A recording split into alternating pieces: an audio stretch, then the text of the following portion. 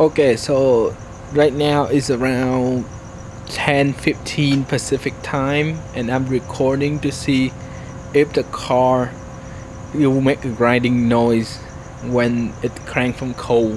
This car had not been driven for almost 2 hours, and I'm gonna start the car now.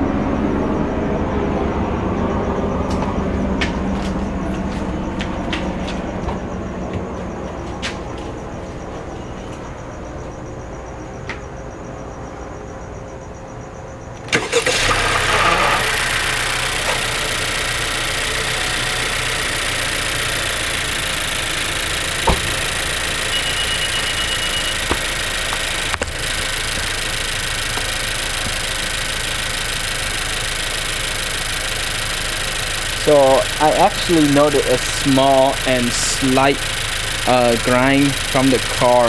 It's not as loud as the first video I make out to, but it's there nonetheless. So yeah, definitely taking this to Honda to see if it's actually the VTC problem, and decide the engine is not running as smooth either.